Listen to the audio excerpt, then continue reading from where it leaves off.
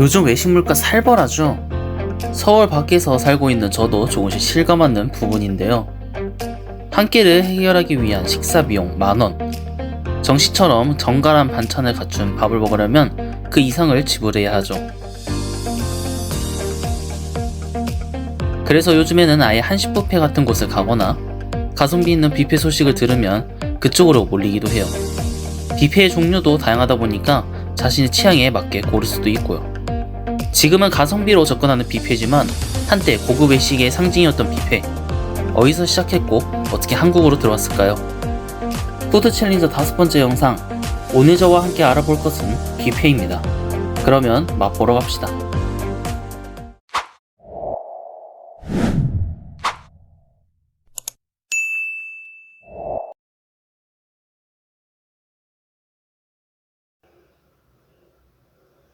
뷔페.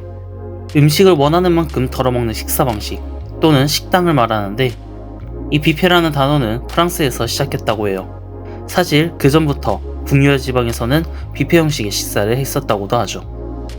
사냥을 마치고 돌아온 바이킹들이 따뜻한 음식을 마음껏 먹은 것이 그것이죠. 스웨덴에서는 뷔페를 스메르고스 보르드, 버터 발린 빵을 뜻하는 스메르고스와 식탁을 뜻하는 보르드를 합친 단어입니다. 이렇게 테이블 위에 여러 음식을 깔고 담아먹는 문화는 유럽뿐만 아니라 세계로 퍼져가요.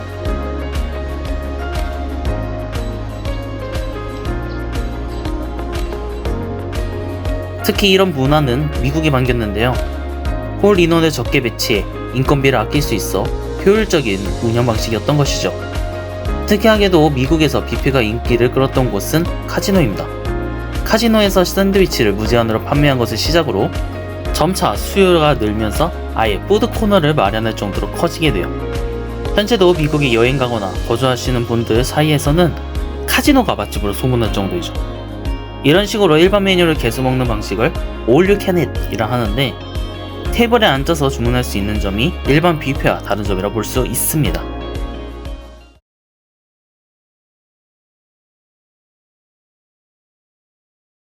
그렇다면 우리나라에는 뷔페 문화 어떻게 들어오게 된 걸까요? 우리나라에는 1958년 스칸디나비안 클럽이라는 식당이 첫 뷔페로 선을 보입니다. 국립중앙의료원에 있었는데 덴마크, 노르웨이, 스웨덴 의료지원단이 설립한 센터가 국립중앙의료원이죠. 이 스칸디나비안 클럽은 센터 내에 머무른 북유럽인들을 위한 식당이었는데 사실상 구내 식당의 역할을 했다고 봐야겠죠.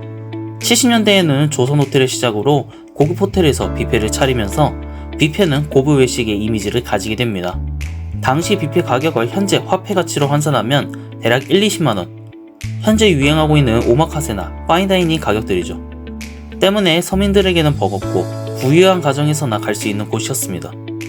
80년대 이후로는 패밀리 레스토랑이 들어왔는데요.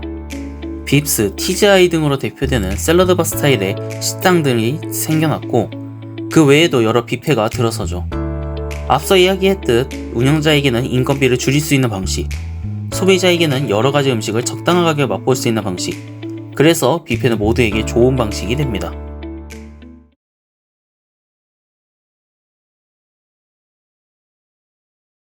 사실 뷔페는 여전히 일정 가격에 일정 수준 이상의 퀄리티를 보장하는 운영 방식입니다.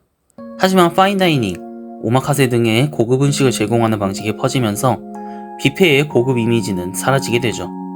심지어 가성비 높은 뷔페, 중저가 뷔페가 등장하면서 더 이상 사람들은 고급 음식을 먹기 위해 뷔페를 가지 않게 됩니다.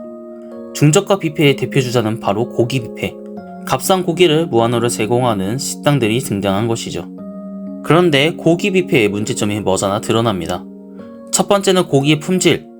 고기의 값이 싼 만큼 상대적으로 저품질의 고기를 드실 수밖에 없었죠. 두 번째는 경쟁업체의 등장. 비슷한 스타일의 가게가 들어서면 경쟁을 해야 하고 결국에는 가게들 간의 치킨 게임으로 번지게 되죠. 물론 중저가 뷔페에 고기 뷔페만 있는 것은 아닙니다. 피자 뷔페, 초밥밥 뷔페, 한식 뷔페 등 다양한 중저가 뷔페가 들어서는데 뷔페 자체가 예전만 못한 것도 사실입니다.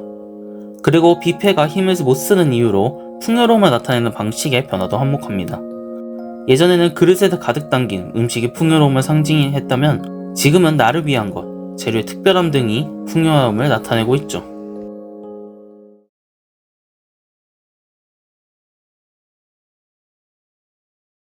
그렇다고 뷔페가 무작정 인기를 끄지 못하고 있는 것은 아닙니다.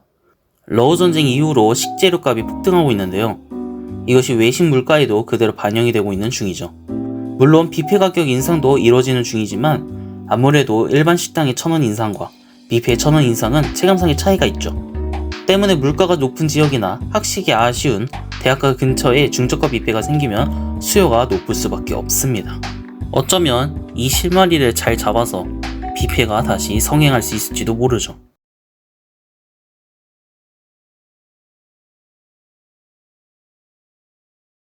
여기까지 뷔페의 역사를 살펴보았는데요.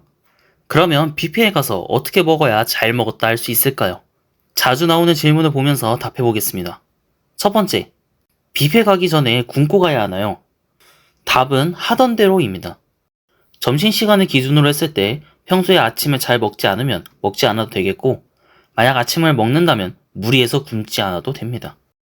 뷔페에 갔다고 식사량이 크게 늘어나는 경우가 많지는 않기 때문이죠. 어떤 메뉴부터 먹어야 하나요?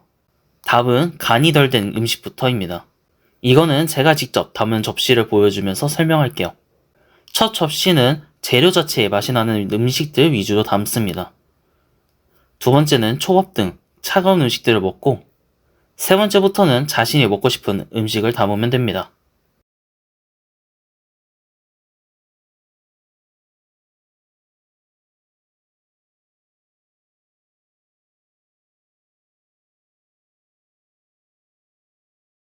가장 중요한 것은 뷔페는 다양한 음식을 먹는 곳 때문에 한 메뉴를 지나치게 많이 담는 것은 추천하지 않습니다. 아무리 생각해도 위의 방법대로 따른다고 모두가 8접시를 먹을 순 없겠지만 어쨌든 무리하지 않고도 만족할 수 있는 식사는 될 것이라 보장합니다. 혹시라도 나만의 뷔페 꿀팁이 있다면 댓글로 남겨주세요. 오늘도 맛있는 영상에 함께 해주셔서 감사합니다. 그러면 다음에 뵙겠습니다. 잠깐! 가시기 전에 구독, 좋아요 잊지 않으셨죠? 구독과 좋아요는 영상을 만드는 저에게 아주 큰 힘이 됩니다. 부디 부탁드리겠습니다.